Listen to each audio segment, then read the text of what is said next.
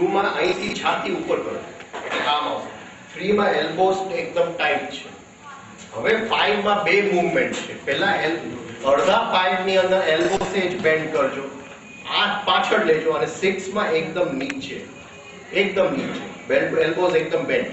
હવે ઘણા લોકો 6 માં અહીં સુધી પહોંચી ગયા છે, એમ નહીં, 6 માં અહીંયા થંભી જાઓ, ફરીથી 1 આવે એટલે 2 3 5 6, પાછું 3 ની અંદર જે આ પેઢુનો ભાગ છે ખેંચજો, છોડી દેજો, એ અલગ મૂવમેન્ટ છે.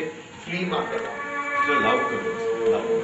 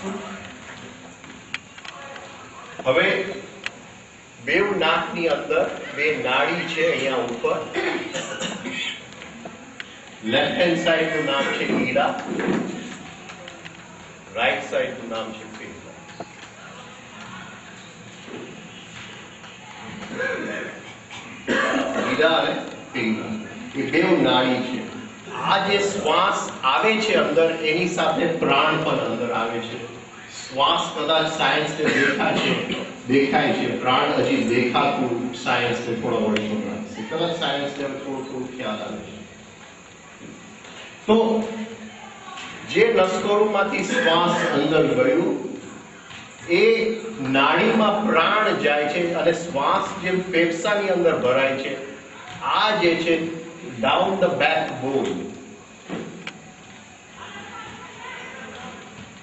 Down the backbone. અને અહીંયા એક જગ્યા છે જેનું નામ છે પેરિનિયમ. પેરિનિયમ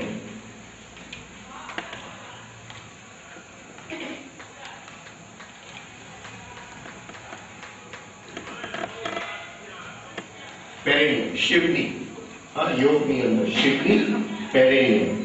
તો એ જે ઈડા કે પિંગલા એ પ્રાણ લઈ અને અહીંયા આ પેરિડિયમમાં મૂકી દીધું છે, શિવની અંદર મૂકી દીધું છે. શિવની અંદર 2 ચક્ર છે.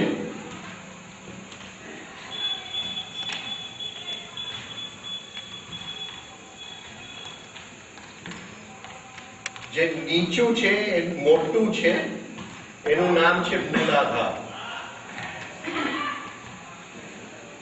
અને 45 ડિગ્રીઝમાં એંગલમાં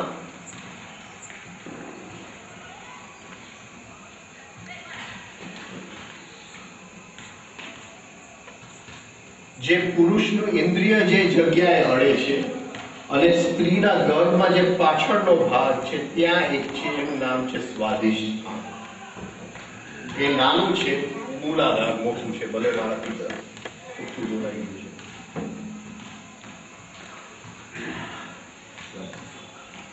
હવે આ જે પ્રાણ અહીંયા છે એ મૂલાધાર અને સ્વાદિષ્ઠાન લે છે. કઈ રીતે લે છે? અહીંથી આ રીતે અંદર જાય છે, આ રીતે બહાર આવે છે. એટલે અહીંયા જોશું,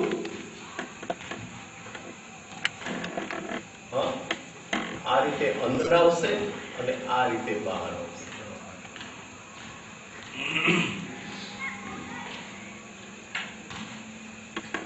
સમજો છો બધા? એટલે અહીંયા શ્વાસ લીધું, શ્વાસ ફેફસામાં ગયું, એ વખતે પ્રાણ અહીંયા શિવની સુધી પહોંચી ગયું. હવે શિવની સુધી પહોંચી ગયું, હવે ત્યાંથી સૂક્ષ્મ શરીર શ્વાસ લે છે. સૂક્ષ્મ પ્રાણ લે છે. બ્રીધિંગ શું કહેવાય? પ્રાણ લે છે. પ્રાણ લે છે. પ્રાણ લે છે. સૂક્ષ્મ શરીર પ્રાણ લે છે. અને આ શરીરની અંદર 2 મૂવમેન્ટ છે. શ્વાસ લેવાનું, શ્વાસ કાઢવાનું, 2 મૂવમેન્ટ છે.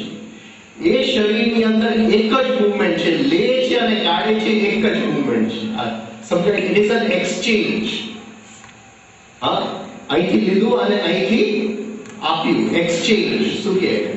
એક બાજુથી જાય છે તો બીજી બાજુથી આવે છે, એકી સાથે. એટલે શું થાય છે? એક આંકડો થાય. જૂનો પ્રાણ બહાર નીકળે છે, નવો પ્રાણ અંદર જાય છે. આ રસ્તો આમ અંદર વયો ગયો, આ બહાર અહીંયા આવી ગયું, શ્વાસ ફેફસામાં આવી ગયું, અને શ્વાસ આપણે બહાર કાઢ્યું, એની સાથે જૂનો પ્રાણ ફરીથી નાડીમાં શ્વાસને અહીંયા મળી જાય છે અને બહાર આવી જાય છે. આ સમજાય બધાને? એટલે સ્થૂળ શરીરમાં બ્રીધિંગ ઇન બ્રીધિંગ આઉટ જે છે એ 2 અલગ મૂવમેન્ટ છે. સૂક્ષ્મ શરીરમાં બ્રીધિંગ ઇન બ્રીધિંગ આઉટ એક જ મૂવમેન્ટ છે. પ્રાણની લેતી એક જ મૂવમેન્ટ છે. હવે આ જે ગતિ છે શ્વાસ લેવા મૂકવાનો, એ મિનિટના 12 ફિક્સ છે. મિનિટના 12 ફિક્સ છે. આપણી શ્વાસની ગતિ અને પ્રાણની ગતિ અલગ છે. અત્યારે એ કંઈ સરખી હોમવર્ક કરીને નથી આવતી એટલે મને ગુસ્સો આવે છે. મારો શ્વાસ મિનિટના 20 ચાલે છે. મને ગુસ્સો આવી ગયો છે. 20 મિનિટના 24 ચાલે છે.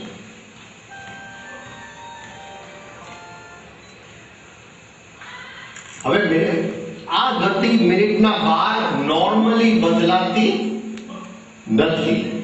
એટલે શું થાય છે કે અહીંથી પ્રાણ અહીંયા આવે છે, પણ આ તો બહાર જ લે છે, અને શ્વાસ બહાર નીકળે છે એ 24 આમ થઈ જાય છે. પ્રાણ લેવાનું અને શ્વાસની બેવની ગતિ સરખી થતી નથી.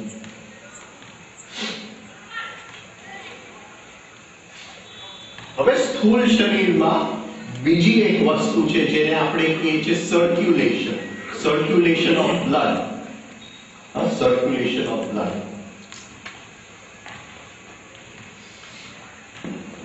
અહીંથી હાર્ટ છે અને એ હાર્ટમાંથી સર્ક્યુલેશન ઓફ બ્લડ આખા શરીરમાં થાય છે. આ હાર્ટ બીટ થાય છે મિનિટના 72. આ ફિક્સ્ડ છે, ફિક્સ્ડ છે. શ્વાસ લેવાનું અને મૂકવાનું ફિક્સ્ડ નથી, એ વિચાર પ્રમાણે વધઘટ થાય છે. પણ અંદર જે શ્વાસ આખા શરીરમાં લોહી સાથે પહોંચે છે, જે સર્ક્યુલેશન ઓફ બ્લડ છે, એ ફિક્સ છે મિનિટના 72. સમજાય બધાને? અહીંયા ઉલટું છે, લેવાનું અને મૂકવાનું ફિક્સ છે મિનિટના 12. પણ સૂક્ષ્મ શરીરની અંદર જે સર્ક્યુલેશન ઓફ પ્રાણ ચાલે છે, આડે ધડ ચાલે છે. એની ઉપર જો હું ગુસ્સો કરતો હોઉં તો મારું આખું સૂક્ષ્મ શરીર વાઇબ્રેટ થાય છે. એ વાઇબ્રેટ થાય છે, એની અંદર કંપન આવે છે. એ સહન નથી કરી શકતું એ ગુસ્સો, એટલે આખું અંદરનું પ્રાણ કંપન થાય છે. એને આપણે દુશાસન કહીએ છીએ. દુશાસન, રાઈટ? પ્રાણ કંપન થાય છે, ગુસ્સો આવે છે. પ્રાણનું શાસન રહ્યું નહીં. હવે મારે શું કરવું છે?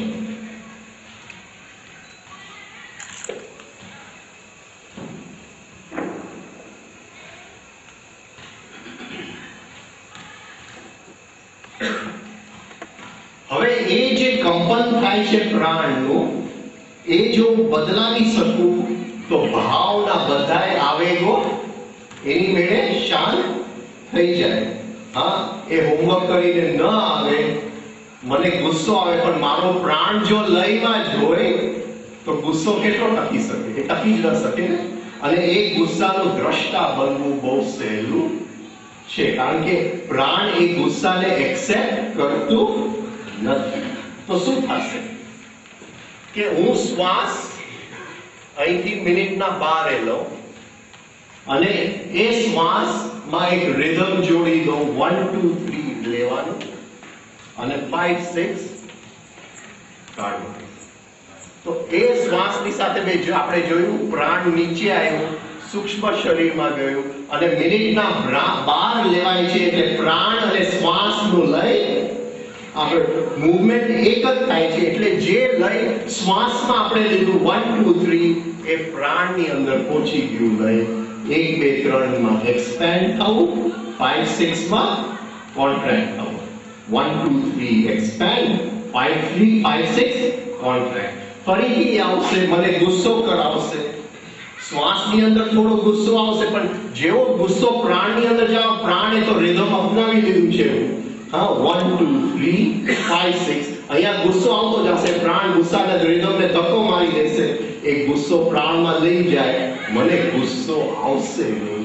અને જે થોડો ગુસ્સો આવશે એને દ્રષ્ટા બનવું બહુ સહેલું છે. આ સિમ્પલ વાત છે, પણ આ લાંબો સમય રિધમિક બ્રીથિંગ 24 કલાક કરવું પડે છે, તો આ વસ્તુ બને છે. હવે જે પ્રાણની અંદર જે ગુસ્સો આવે છે, એનું જે બીજ છે, એ ગુસ્સાનું બીજ જે છે, એ સંસ્કારોની અંદર પડેલું છે. ગુસ્સાના પેટર્ન્સની અંદર પડેલું છે, સંસ્કારની અંદર પડેલું.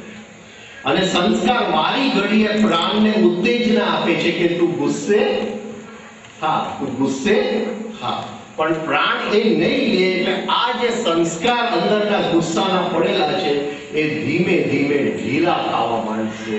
અને લાંબો સમય જતા આ જે રિધમ છે એ પ્રાણમાં પણ આવી જશે, સંસ્કારોમાં પણ આવી જશે. જન્મો જન્મોના સંસ્કાર થોડાક વર્ષો મહેનત કરવાથી એની મેળે જોવાઈ જશે. આટલો સરળ રસ્તો તમને ક્યાંય નહીં મળે, આટલી સરળ વસ્તુ.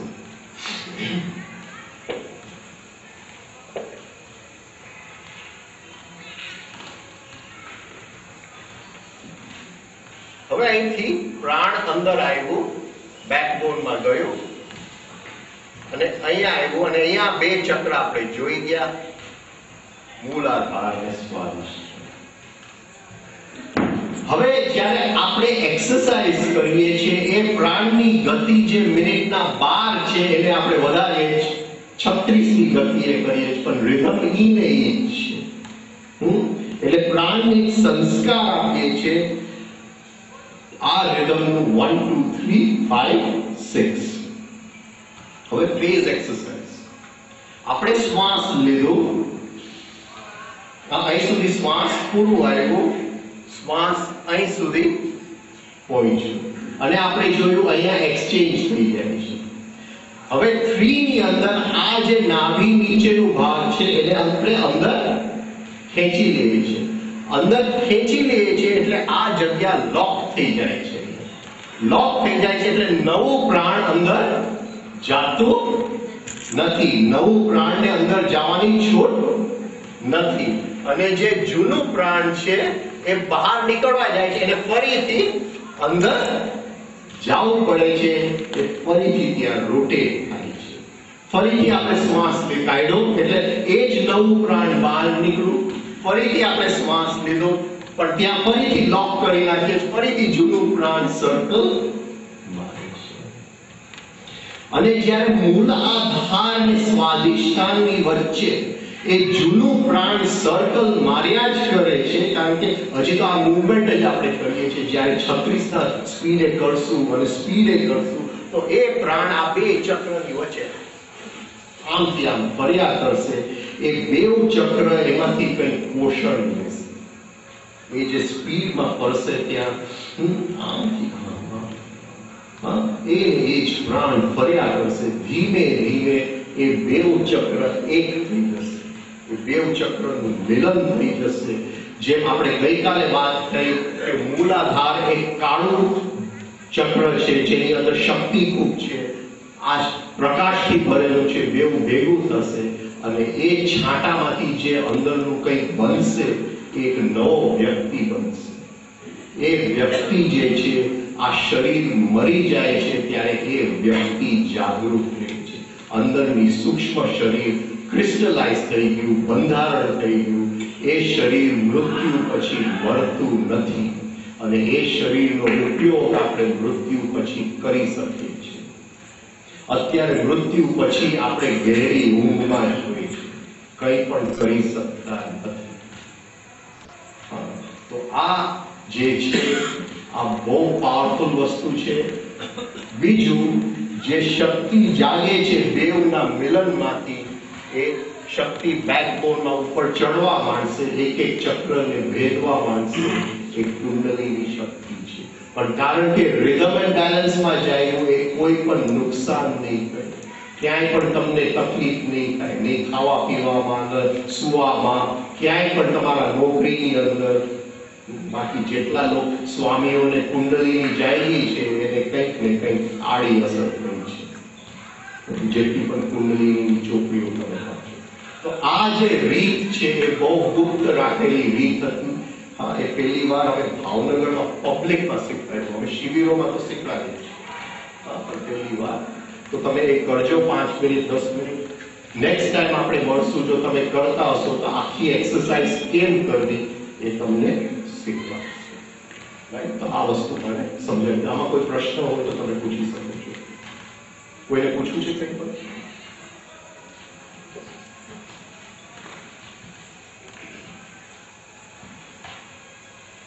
નથી?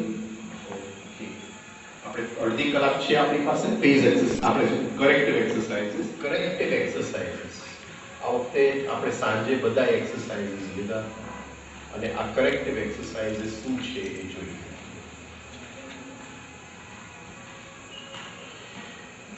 પતંજલિ મુનિ કહે છે કે મનુષ્ય જાતિને 4 નબળાઈઓ છે.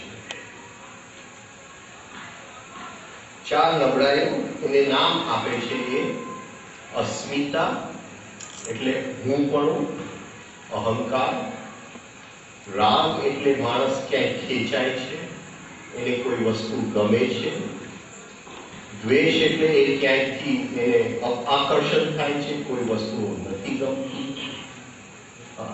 અને છેલ્લું અભિનિવેશ, એને કોઈ દિવસ મરવાની ઈચ્છા નથી.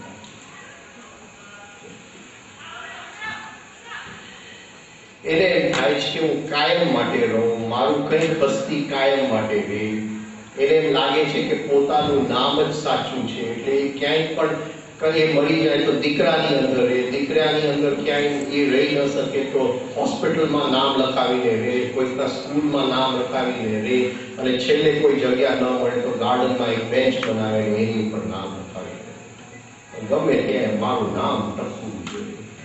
એને ભાસ છે, એને એક વેમ છે કે નામ ટકવાથી એનું હોવા પણ કોઈ દિવસ મળતું નથી. માણસને મૃત્યુનો ભય છે.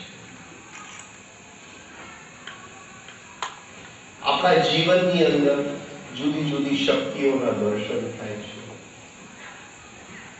જે ચિત્તની શક્તિ ચાલે છે, વિચારની શક્તિ, વિચારની ગતિ છે, વિચારની સ્પીડ છે. એનાથી ડબલ સ્પીડમાં જે ચાલે છે ભાવની શક્તિ, ઇમોશનલ એનર્જી.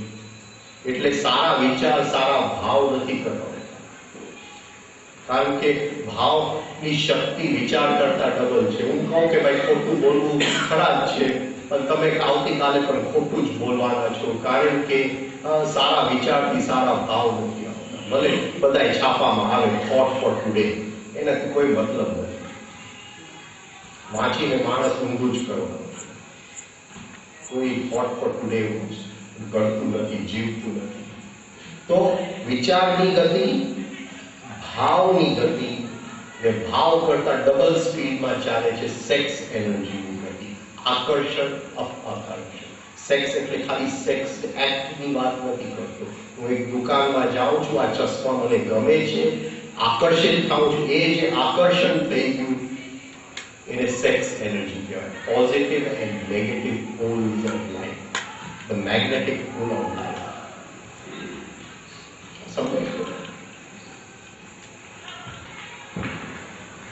જરા જોઈએ, હું એક દુકાનમાં જાઉં અને આ ચશ્મા જોઉં, મને ખ્યાલ આવે કે આ મને ગમે છે, એની પહેલા ખેંચાણ તો ક્યારનું થઈ ગયું છે. આ સમજાય છે હું શું કહેવા માંગુ છું? આકર્ષણ તો ક્યારનું થઈ ગયું છે. એ તો એટલું બધું સ્પીડમાં સેક્સ એનર્જી ચાલે છે કે મને ભાન જ નથી. ક્યારનું આકર્ષિત થઈ ગયો છે. પછી અંદર આવે છે ભાવ, એટલે ઇમોશનલ એનર્જીમાં આવે છે કે મને ગમે છે. અને પછી વિચારમાં આવે છે કે મારે ખરીદવું છે કે નથી ખરીદવું, એ પોસાય છે કે નથી પોસાતું, એ વિચારમાં આવે છે. આ સમજાય છે? આ ત્રણ ગતિઓ ચાલે. અને સૌથી સ્પીડમાં સેક્સ એનર્જી કરતા સ્પીડમાં જે ચાલે છે એ મૃત્યુની શક્તિ ચાલે છે. પણ કારણ કે મૃત્યુ વખતે આપણે બધા બેભાન જ હોઈએ છીએ. આપણે મૃત્યુની પ્રેક્ટિસ તો કરી નથી કોઈ કે કેમ મરવું, અને મૃત્યુ નક્કી જ છે અને કોઈને રસ નથી પ્રેક્ટિસ કેમ કરવું, મૃત્યુની તૈયારી કેમ કરવું, મૃત્યુ વખતે શું કરવું, કઈ રીતે જાગૃતિ લેવી, અને એ જે મૃત્યુની અનુભૂતિ છે એનો અનુભવ કેમ લેવો. કારણ કે સેક્સની અનુભૂતિ તો ઘણી વાર થશે, ભાવની અનુભૂતિ તો ઘણી વાર થશે, વિચારની અનુભૂતિ ઘણી વાર થશે, પણ મૃત્યુની અનુભૂતિ નોર્મલ માણસને તો એક જ વખત થશે. અને 99.9999% એ ગુમાવી જ બેસશે. અને એમ નહીં સમજતા કે ખાલી જાગૃત રહેવાથી કંઈ થવાનું છે. કદાચ કંઈ થોડું ઘણું થાય, પ્રેક્ટિસ વગર કંઈ નથી. You have to practice for death. And conscious death we practice, conscious sleep not કરવી પડે. Sleep is the net practice for death. તો પતંજલિ કહે છે કે આ ચાર મનુષ્ય જાતિના નબળાઈઓ છે. હું પણ આકર્ષણ, અપાકર્ષણ, એને કોઈ દિવસ મળવું નથી. અને આ ચાર જે રમે છે એ અવિદ્યાના ક્ષેત્રમાં રમે છે. પાંચમી નબળાઈ જે કહે છે, જે બધા કરતા પહેલી છે, એ અવિદ્યા છે કે આપણી અંદર પ્રકાશ નથી. આપણે બધા ધૃતરાષ્ટ્ર છે, અંદરનો પ્રકાશ નથી. અને એ પ્રકાશના અભાવના કારણે આપણે ક્યાંય ખેંચાય છે, ક્યાંય ફેંકાય છે, અને મૃત્યુનો ભય છે.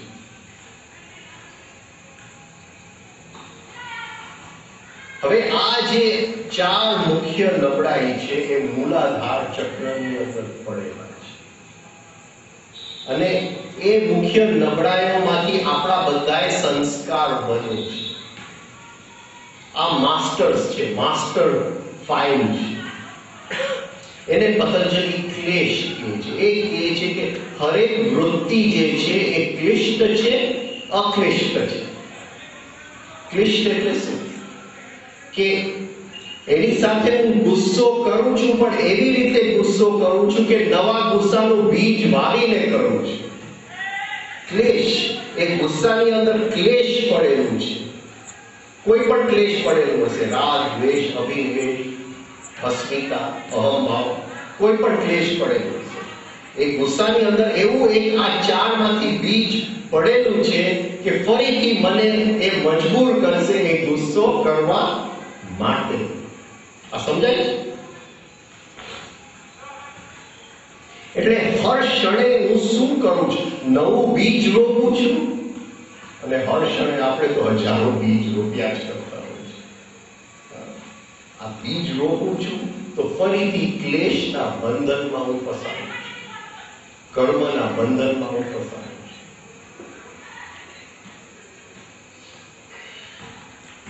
હવે આ જે ચાર નબળાઈઓ છે એને તાવડિયાજીએ પોઝિટિવ નેગેટિવ કરી અને 8 કસરતો આપી એ નબળાઈઓને દૂર કરવા માટે, માસ્ટર ફાઇલ દૂર કરવા માટે. એમ સમજો કે હું કેસેટોનો ધંધો કરું છું. હવે તો કેસેટોનું ચલણ ન રહ્યું. કેસેટોનો ધંધો કરું છું અને મારા ઓફિસની તિજોરીની અંદર 4 માસ્ટર કેસેટ છે. એક કેસેટમાંથી મારો બધો ધંધો થાય છે અને જે ધંધો થાય છે એ કેસેટો હું ગોડાઉનમાં રાખું છું. જે ગોડાઉનમાં છે એ સંસ્કાર છે.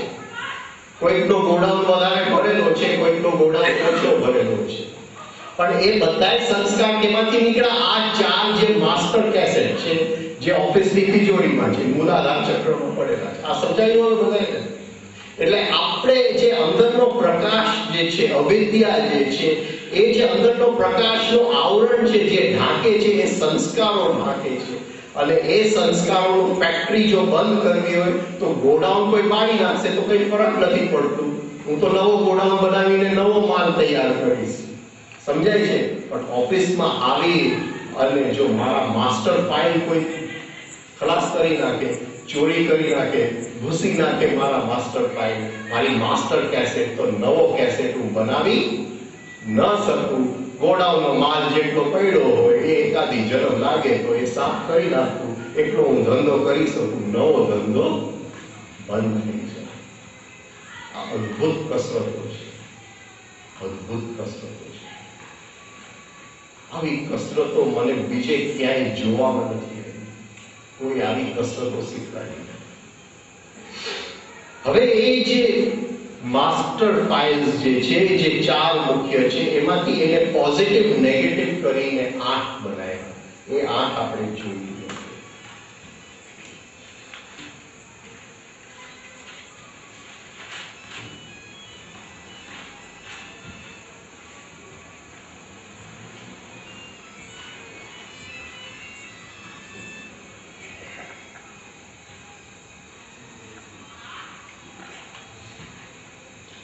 પ્રાણીઓની અંદર અહંકાર નથી, અહંકાર પણ છે, ઇગોઇઝમ છે.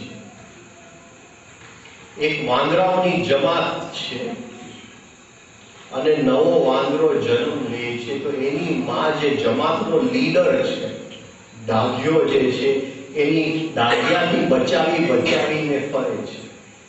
કારણ કે જેવો કોઈ બીજો પુરુષનો જન્મ થાય છે, જે વાંદરો લીડર હોય છે, એ એને મારી નાખે છે. આને કહેવાય અસ્મિતા. સમજાય છે? Egoism, not ego. મનુષ્યની અંદર અહંકાર છે, આ ઇગોઇઝમ છે. કારણ કે હરેક વાંદરો કરવાનો છે, હરેક વાંદરો કરવાનો છે. કોઈની અંદર અહંકાર વધતું ઓછું હોય, અહીંયા વધતું ઓછુંનો સવાલ છે, બધાની અંદર સરખો છે. એ જે વાંદરો જે બચ્યો છે, મોટો થઈ ગયો છે અને એ પણ જ્યારે લીડર બનશે ત્યારે એ જ કરશે. પણ અહીંયા તો કદાચ મારા પિતાએ મને ખૂબ માર્યું હોય તો મારા દીકરા સાથે હું કદાચ એ ન પણ કર્યો. એનો નિયમ કદાચ હું સમજી ગયો વાતને કે છોકરાઓને મરાય નહીં. આ સમજાય છે હું શું કહેવા માંગુ છું? એટલે મનુષ્યની અંદર અહંકાર છે, ત્યાં અહંકાર પણ છે, અસ્મિતા છે, ઇગોઇઝમ છે. અને એ જે ઇગોઇઝમ જે છે પ્રાણી જગતની અંદર એ સૌથી વધારે ક્યારે વ્યક્ત થાય છે? જ્યારે મેટિંગ સિઝન હોય છે, જ્યારે સેક્સનો સિઝન હોય છે, ત્યારે જે બે ચાર પુરુષો સ્ત્રી માટે ઝઘડતા હોય છે, કૂતરા હોય, વાંદરા હોય, સિંહ હોય, એ વખતે એ વ્યક્ત થાય છે. એવી જ રીતે મનુષ્યનો જે અહંકાર, જે એક્ટિવ અહંકાર છે, તાવડિયાજીએ સોરી પોઝિટિવ નેગેટિવ પણ નથી, એક્ટિવ અને પેસિવ. એક્ટિવ અને પેસિવમાં જે વેચી દીધા તો અસ્મિતા, પહેલું નબળાઈ કયું છે? અસ્મિતા એક્ટિવ એટલે weakness for sex. Weakness for sex એની એક્સરસાઇઝ આવી છે. પછી અસ્મિતા પેસિવ, કોઈની જોડે બનાવટ કરો, ડિસીટ, કોઈની જોડે બનાવટ કરવાની વૃત્તિ, કોઈને બનાવવાની વૃત્તિ. અત્યારે હું વાત કરતો હોઉં પણ જેની વાત કરતો હોય મારી અનુભૂતિ ન હોય તો તમારી જોડે હું બનાવટ કરું છું. બનાવટની વૃત્તિ એ બહુ સૂક્ષ્મ રીતે મારો અહંકાર તમારી ઉપર હું થોપી દઉં છું. સમજાય છે હું શું કહેવા માંગુ છું? સેક્સની અંદર બહુ એક્ટિવ રીતે, એક્ટિવ શું કહેશું? સક્રિય રીતે. સેક્સની અંદર સક્રિય રીતે અને બનાવટની અંદર નિષ્ક્રિય રીતે, ડિસીટ. બનાવટ કરું છું તમારી સાથે. તો એ બેવ છે એ અસ્મિતા. પછી આવે છે રાગ, કે હું ક્યાંક ખેંચાઉં છું, આકર્ષણ. આકર્ષણ, મને આ વસ્તુની આકર્ષણ થાય છે. પણ હું દુકાનમાં જાઉં છું કે ભાઈ 500 રૂપિયાની છે, મારી પાસે તો 300 રૂપિયા છે, તો મને શું આવે છે? ગુસ્સો, ઇરિટેશન. મારી ઈચ્છા પૂરી ન થાય, મારી ઈચ્છા પૂરી ન થાય. જ્યારે આપણી ઈચ્છાઓ પૂરી નથી થતી, વાસનાઓ પૂરી નથી થતી, જે રિએક્શન આપણને આવે છે એ ગુસ્સો, ઇરિટેશન આવે છે. એટલે રાગ એક્ટિવ, સક્રિય રાગ ગુસ્સો, અને નિષ્ક્રિય રાગ અનહેપીનેસ. પણ મને હવે ગુસ્સો નથી આવતો, આ છોકરી જોડે મારા લગ્ન ન થયા તો હવે ગુસ્સો નથી આવતો, ડિપ્રેશનમાં જાય. અનહેપીનેસ, નિરાશા. જ્યારે આપણી ઈચ્છા પૂરી નથી થતી, કાં તો ગુસ્સો આવે કાં તો નિરાશા આવે. અનહેપીનેસ, નિરાશા, ડિપ્રેશન આવે. તો આ રાગ એક્ટિવ, સક્રિય, ગુસ્સો, રાગ પેસિવ, નિષ્ક્રિય, અનહેપીનેસ, નિરાશા. દ્વેષ. દ્વેષ સમજો છો ને? દ્વેષ, એની પાસે સારું કઈ વસ્તુ છે પણ મને એની ઈર્ષા થાય છે. તો ઈર્ષા અને દ્વેષનો ફરક છે. ઈર્ષા અને દ્વેષનો ફરક છે. મને ઈર્ષા થાય છે તો કદાચ હું મહેનત કરીને એનાથી સારી વસ્તુ લઉં તો એ ઈર્ષા પોઝિટિવ પણ થઈ શકે. પણ દ્વેષની અંદર મારે કંઈ કરવું નથી, પણ એનું છીનવાઈ જાય એ તો જોઈ લેવું છે. આ સમજાય છે? સવારે આપણે બકાસુરની વાત થઈ. બકાસુરનો બીજો અર્થ થાય છે બગલું. બગલું એટલે બગલાઓ તમે જો તો જ્યાં નદી દરિયાને મળતી હોય ત્યાં માછલા પકડતા હોય, અને ત્યાં ઓલવેઝ ખૂબ જ માછલા હોય, ખૂબ જ માછલા. પણ એક બગલુને એના ચાંચમાં માછલું મળ્યું તો બીજા બગલાઓ નથી જોતા કે અંદર દરિયામાં તો પુષ્કળ માછલા છે. એની નજર એ જે ઓલાના ચાંચમાં આવ્યું એટલે એ દોડે છે. એ ખ્યાલ છે કે બીજા બગલાઓ એની પાસેથી છીનવાની કોશિશ. દ્વેષ, બકાસુર, બગલાની વૃત્તિ. મીરાબાઈ ગાય છે, હંસલો જાણી કીધો તેનો સંગ રે.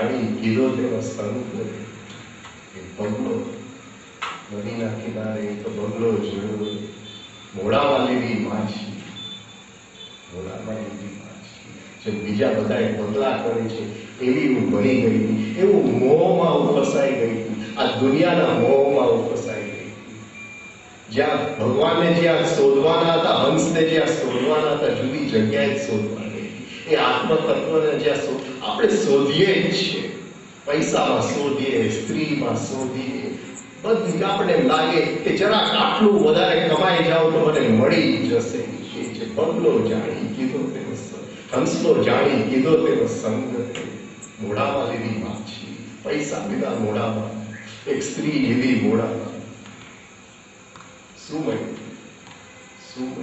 કઈ મળતું નથી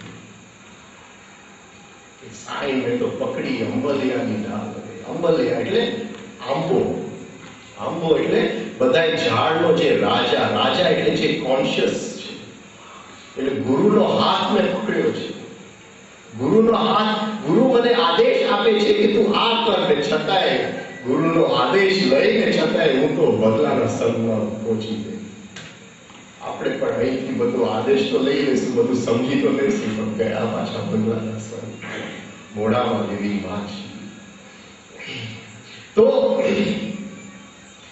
આ જે બગલાની વૃત્તિ દ્વેષ ભાવ આપણે આપણું નથી કરવું એની પાસેથી જે છે એ છીનવી લેવું છે અને દુઃખની વાત એ છે કે દુશ્મન પાસેથી હજી છીનવી લેવું પણ આપણને તો મિત્રનું પણ કંઈક ખરાબ થાય એ પણ અંદર આવે છે એ ભાવ એ રસ આવે છે એ દ્વેષ ભાવ છે તો એ દ્વેષ ભાવ જ્યારે એકદમ એક્ટિવ હોય છે ત્યારે હેટ્રેડ એન્વી બીજાને નીચે પાડવાની વૃત્તિ હેટ્રેડ અને પેસિવ હોય છે જ્યારે ખાલી અંદર હોય છે આપણે બહાર કંઈ કરતા નથી ત્યારે ઈર્ષા હોય છે ઈર્ષા અને દ્વેષ આ બે વસ્તુ છે આવતીકાલે આની થોડી ગહેરાઈમાં જશું સવારે ઈર્ષા શું છે દ્વેષ શું છે શક્તિ દોડી જાય છે હું પણ શેર બજારનો ધંધો કરું એટલે મને એક શેર સવારે લઈ લો અને પછી તો મળવા એટલા બધા લોકો આવે એટલે મારે તો શેર બજાર બંધ કરીને બેસવું પડે પછી નેગેટિવ ઇમેજિનેશન નેગેટિવ કલ્પના ચાલે સાવ પ્રભાવ ઘટી ગયો હશે તો કંઈ થતું નથી નેગેટિવ ઇમેજિનેશન દીકરો ઘરે નથી આવ્યો શું થઈ ગયું હશે નેગેટિવ ઇમેજિનેશન એક્ઝામ આપ્યું એક્ઝામમાં પાસ નહીં થાઉં તો નેગેટિવ ઇમેજિનેશન મારો બોસને મારું કામ નહીં ગમશે તો નેગેટિવ ઇમેજિનેશન અને નેગેટિવ ઇમેજિનેશન હશે તો એ જ વસ્તુ થવાની છે નક્કી વાત છે લાઈક અટ્રેક્ટ લાઈક હોમિયોપેથીનો નિયમ છે સિમ્યુલસ ક્યુરેન્ટર સિમ્યુલેબસ હોમિયોપેથીનો નિયમ છે લાઈક અટ્રેક્ટ લાઈક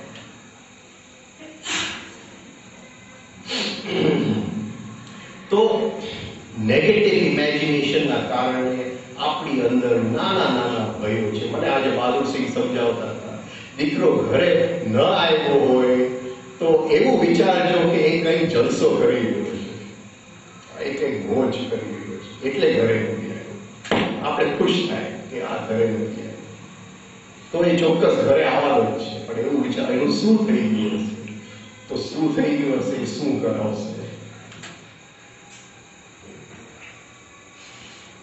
તો આપણી અંદર નાના ભયો છે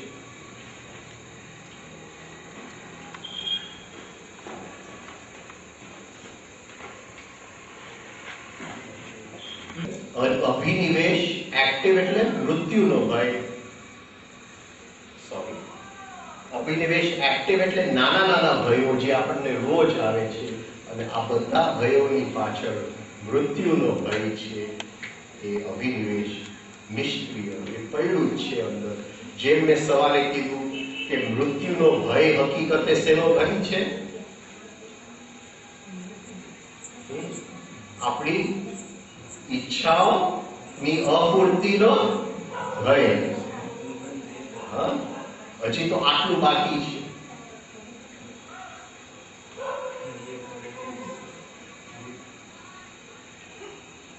મને યાદ છે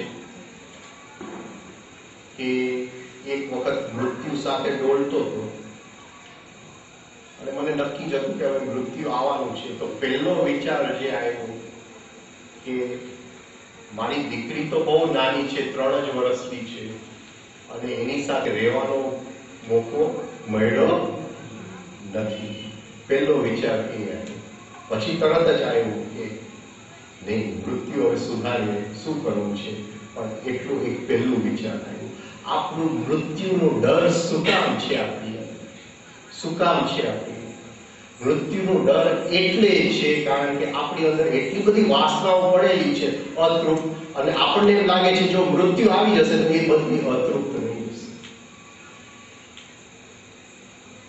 અને આ ચિત્તની ભૂમિ ભરેલી છે વાસના.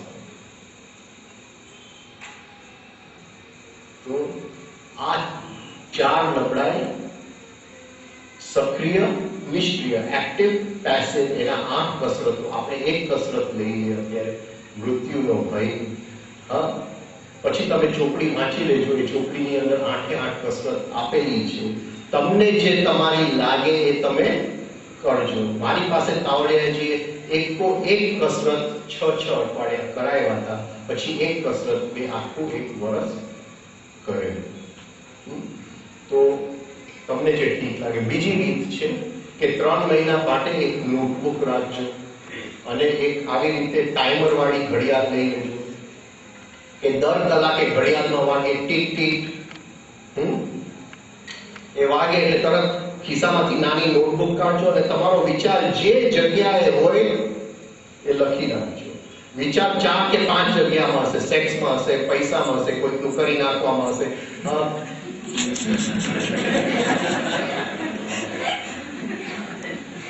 એનાથી વધારે ક્યાંય આટલામાં જ હશે, ક્યાંક લોભમાં હશે. જેનું સૌથી વધારે નીકળે એની કસરત કરજો 3 મહિના, પણ ઓથેન્ટિક વેટ. કોઈને બતાવવાની જરૂર નથી, લખી નાખીએ આપણો વિચાર ક્યાં હતો, તો એ કસરત કરી દીધી.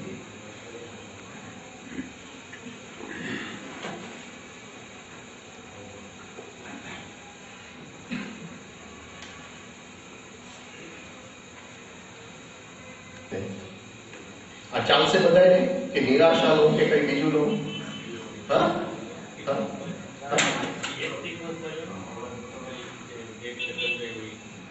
નહીં, તમે ચેક કર્યું, તમને કયું છે? આ ફિયર ઓફ ડેથ બધાની અંદર હોય જ છે. હા, એટલે તમને ખ્યાલ આવી જાય કઈ રીતે.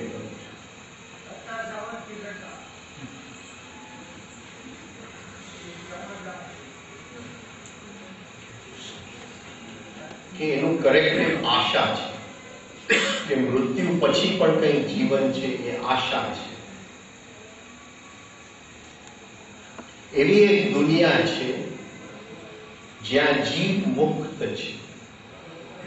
અત્યારે આપણો જીવ નાની નાની વસ્તુમાં હિપ્નોટાઇઝ થઈ જાય છે. જરા કોઈકની ઈર્ષા એની હિપ્નોટાઇઝ થઈ ગઈ, કોઈકનું ઘર જોયું હિપ્નોટાઇઝ થઈ ગયું, પિક્ચર જોયું હિપ્નોટાઇઝ થઈ ગયું, ઈચ્છા પૂરી ન થઈ ગુસ્સો આવ્યો હિપ્નોટાઇઝ થઈ ગયો. આપણો જીવ બહારથી જુદી જુદી વસ્તુઓમાં હિપ્નોટાઇઝ થાય છે. એટલે આપણો જીવ મોહમાં છે, ગુલામીમાં છે. પણ એ કહે છે કે એવી એક દુનિયા છે જ્યાં જીવ મુક્ત પણ છે, એને આ કોઈ વસ્તુની અસર થતી નથી, મુક્ત થઈ ગયું છે. Where tyrants taint not nature's bliss, જ્યાં કોઈ જુલ્મી રાજાઓ નથી. જુલ્મી રાજાઓ એટલે ઈર્ષા, ક્રોધ, દ્વેષ, ફરિયાદ, આ બધી જુલ્મી રાજાઓ છે. હા, હજી આમ સરખું કઈ ન થયું અને ફરિયાદ આવી ગયા ત્યાં આપણે ટોટલ હિપ્નોટાઇઝ થઈ જાય. ફરિયાદ, આ બધા એવા રાજાઓ છે જે આપણને હિપ્નોટાઇઝ કરે છે, જ્યાં જુલ્મી રાજાઓ નથી. એવી એક દુનિયા છે જ્યાં જીવ મુક્ત છે, જ્યાં આવા બધી જુલ્મી રાજાઓ નથી. If that world's bright opening be, જો એ દુનિયામાં જવા માટે મૃત્યુ જો દરવાજો હોય, એ દુનિયામાં જવા માટે, who would like to live a slave in this? આ દુનિયામાં ગુલામીમાં કોણ જીવે? એનો મતલબ એ નહીં કે આપણે બધા સુસાઇડ કરીએ. એનો મતલબ એ કે આપણે બધા સુસાઇડ કરતા, પણ ડેથ નો મતલબ એ છે શરણાગતિ. શરણાગતિ અને શરણાગતિ કેળવવી પડે. જો મૃત્યુની સાથે કામ કરવું હોય તો શરણાગતિની અંદર મૃત્યુની શક્તિ છે.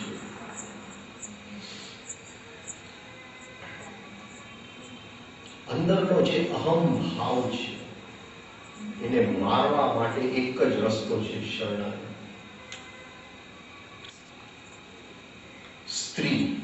સ્ત્રી બની જાઓ, સ્ત્રી બની જાઓ. હું નથી કહેતો સ્ત્રી અને પુરુષ as an mail and female ની વાત જ નથી કરતો. હરેક વ્યક્તિ સ્ત્રી પણ છે અને હરેક વ્યક્તિ પુરુષ પણ છે. અને ઘણા પુરુષોમાં સ્ત્રીઓ કરતા વધારે શરણાગતિ હોય છે. એટલે એવું નથી. શરણાગતિ એ અંદરનો જે ભીષ્મ જે છે, અંદરનો જે અહંકાર છે, ભીષ્મ જે છે, એ ભીષ્મને મારવાનું છે. અર્જુનને મારવું છે. પણ અર્જુન જો ડાયરેક્ટ મારવા જાય તો કઈ થવાનું નથી. આગળ સ્ત્રીને રાખવી પડે, શિખંડીને રાખવી પડે. શિખંડી એટલે અર્જુન એક ચાદર ઓઢી લે છે, સ્ત્રેન ભાવની ચાદર ઓઢી લે છે. અને એ સ્ત્રેન ભાવમાંથી જે મારેલું તીર છે બરાબર અહંકારના હૃદયની અંદર પહોંચી જાય છે. પણ જો અહંકારમાંથી તીર મારશો તો એને કઈ અસર થવાની નથી.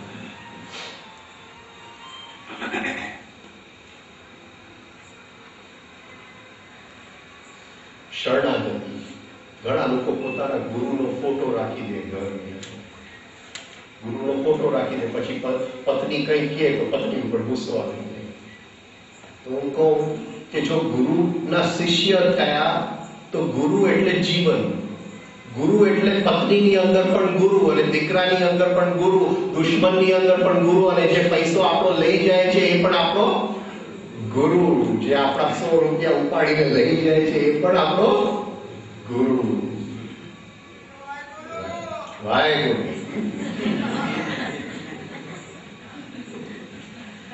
થર્ડ પોસ્ટ છે.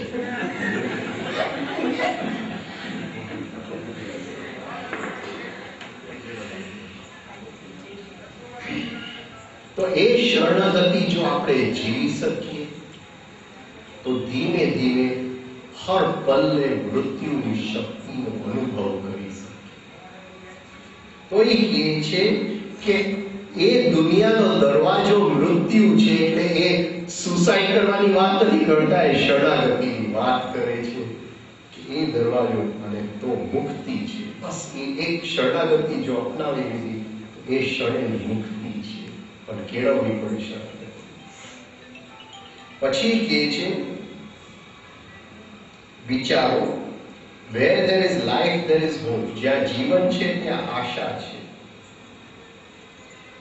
અને ખરાબમાં ખરાબ દિવસોની અંદર, અંધકારથી અંધકાર ભરેલા દિવસોની અંદર મનુષ્યની અંદર આશા તો તૂટતી જ નથી. એને એમ જ લાગે છે કે આવતીકાલે તો સવાર થશે, આવતીકાલે તો સવાર થશે. આ જે આશાનું તત્વ છે મનુષ્યની અંદર એ મૃત્યુની પાર નહીં જઈ શકશે. એ આશાનું તત્વને કેળવવું પડે. આશા એટલે ઈચ્છા નહીં, એ આશાની તત્વ. હવે એની માટે think along this line. There is a world where you say man is free. અને he has free will. Free will એટલે શું છે? 5 મિનિટ પૂરું કર્યું. 5-7 મિનિટ. Free will એટલે શું? આપણું will કેવું છે? આપણી અંદર બધી ઈચ્છાઓનું આખું જમેલો પડેલો છે. એટલે એક ઈચ્છા, અત્યારે તમે અહીંયા બેઠા છો એટલે એક ઈચ્છા કે છે કે આ એક્સરસાઇઝ મારે કરવી છે. પણ will નથી, સંકલ્પ શક્તિ નથી. હવે આવતીકાલે તમે નક્કી કરશો કરવાનું, પણ ત્યાં જ કોઈક મહેમાન આવશે ઘરમાં. અને મહેમાન આવશે ઘરમાં, હવે કઈ નહીં, હવે ટાઈમ નીકળી ગયો છે, આવતીકાલે કરશું. એટલે આપણી અંદર will છે, will નથી. ઈચ્છાઓ છે, will નથી. સંકલ્પ શક્તિ નથી. ઈચ્છા શક્તિ છે, સંકલ્પ શક્તિ નથી.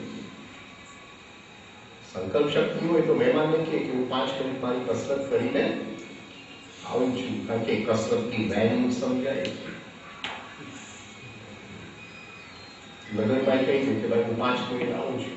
મને ખબર છે વાલુસિંહનો એક ભત્રીજો એને જવાનું હતું, એનું પોતાના લગ્ન હતા, એનું ઘોડા ઉપર ચડવાનું હતું અને મોડું થતું. એને કીધું નહીં ભાઈ, જે કાંઈ તમે જે મુહૂર્ત કાઢ્યો એ મુહૂર્ત, મારી પહેલી મુહૂર્ત રિફાઇનિંગ કરશે, હું કર્યા વગર હું ઘોડા ઉપર ચડીશ નહીં. પોતાના જ લગ્ન દિવસ આવી રીતે જો વેલ્યુ કરીએ તો મોટી ક્રાંતિ આવી જાય. તો એ કહે છે કે આપણી પાસે વેલ નથી, આપણી પાસે ખાલી ઈચ્છાઓ છે, અને જે ઈચ્છા જીતે આપણને લાગે કે એ દિશામાં જાય. એક ઈચ્છાને કસરત કરવી, પણ બીજા ઈચ્છાને પિક્ચર જોવું, ત્રીજા ઈચ્છા રેસ્ટોરન્ટ હોય, જે ત્રણેય ઈચ્છા ઝઘડે આપણી અંદર, એમાંથી જે જીતે એ દિશામાં આપણે જાય. આપણી આ હાલત છે. તો એ કહે છે પણ એવી એક દુનિયા છે જ્યાં મનુષ્યની અંદર સંકલ્પ શક્તિ છે. એને જે કરવું હોય એ જ એ કરી શકે. અને અહંકારની વાત નથી કે હું તો જે વિચારી લઉં એ જ કરી લઉં, એ જે હું ને જોઈને ભાઈ. In that world, predestination by a separate authority does not thwart man's action. ત્યાં કોઈ એવો રાજ કરવા વાળો નથી જે આપણું ફ્રી વિલ ને રોકી શકે. બીજા કોઈ રાજાઓ આવતા નથી, કોઈ ગુસ્સો નથી, જેલસી નથી, એવી કોઈ વાસ્તાઓ નથી આવતા. અને આ દુનિયામાં જો આપણે મરી જાય તો એ દુનિયામાં પહોંચી શકશું. આ બે અલગ દુનિયા નથી. એ કહે છે કે કોઈ ભૂવલોક છે ને કોઈ ભૂલોક. આ દુનિયા એટલે ભૂ ભુવ સ્વ. This very body, the lotus paradise, this very mind, the Buddha. તો બીજી જગ્યાએ નથી જવાનું.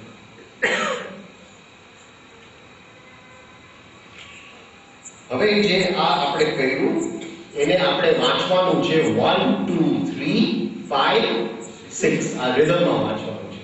એટલે આપણે ફરીથી એક્સરસાઇઝ આખું કરીએ 2 મિનિટની અંદર 5 મિનિટમાં. પહેલા આપણે શું કરશું,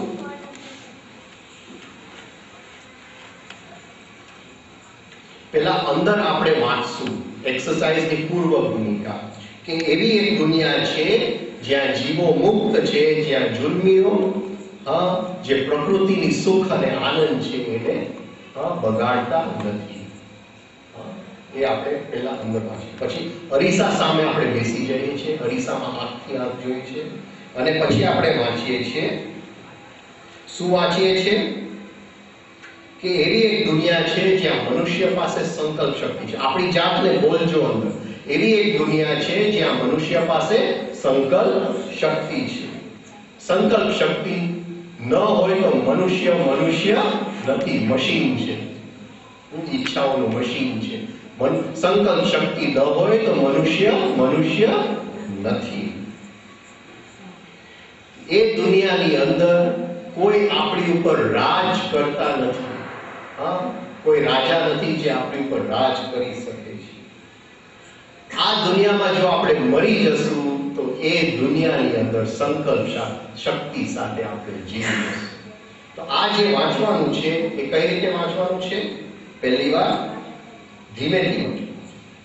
ધીમેથી વાંચો કે એવી એક દુનિયા છે જ્યાં માણસને સંકલ્પ શક્તિ છે. એ દુનિયામાં કોઈ સરમુખત્યાર, કોઈ રાજા આપણને ઉપર જુલમ કરતા નથી, આપણને ગુલામ બનાવતા નથી. ત્યાં આપણે મુક્ત છીએ. અને એ દુનિયામાં જવા માટે મૃત્યુ દરવાજો છે. પછી જરા જોરથી વાંચો, એવી એક દુનિયા છે. પછી જોરથી વાંચો, એવી એક દુનિયા છે. ઓલાને કહેજો અરીસા. પછી ધીમે ધીમે તું માની જા, એવી એક દુનિયા છે, એવી એક દુનિયા છે. આ બંધ કરી દેજો.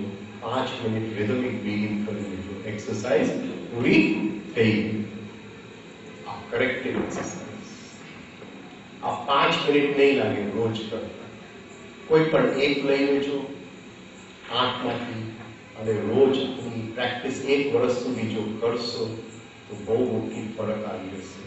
જે જન્મો જે મૃત્યુના ભયમાંથી મુક્ત થવા લાગે છે એ થોડા મહિનામાં તમે મુક્ત થઈ જશે. અને અને જેવો ભય નીકળી જાય છે એમ લાગે છે કે આંખમાંથી ચશ્મા પડ્યો, દુનિયા જ નવી દેખાય છે, દુનિયા જ આખી નવી દેખાય છે. પછી એટલી જે આ છે આપણે એવું એક બલ આવી જાય છે કે જે મળ્યું છે, જેવું મળ્યું છે એમાં મારે કંઈ બદલવાની જરૂર જ નથી. જ્યાં છું ત્યાં હું સુખી છું. અને એવું નથી કહેતો કે આ આળસ છે, આપણે કામ તો 24 કલાક કરશું, પણ અંદર એ સુખ ને સંતોષ કોઈ બહારની વસ્તુ એને અડી નહીં શકે. પૈસા આવ્યા તો એ સંતોષ છે, પૈસા ગયા તો એ સંતોષ છે. કોઈ આપણા વખાણ કર્યા તો એ સંતોષ છે, કોઈ આપણને નીચે પાડ્યા તો એ સંતોષ છે. આપણી પાસે અહીંથી ત્યાં જવા માટે ગાડી છે તો એ સંતોષ છે, અને સાયકલ ઉપર જવું પડે તો એ સંતોષ છે. અને કોઈની ગાડી જોઈને ઈર્ષા આવતી નથી. એક અંદરની સ્થિતિ બની જશે. એ સ્વર્ગ છે. એ સ્થિતિ એ એવી દુનિયા છે જ્યાં ઈચ્છાઓ આપણને હેરાન નથી કરતા, કારણ કે આપણે આપણી સંકલ્પથી જીવીએ છીએ. પણ શરણાગતિ એનો દરવાજો છે. નાની નાની વસ્તુઓમાં શરણાગતિની પ્રેક્ટિસ કરજો. છોકરાઓ સાથે, પત્ની સાથે.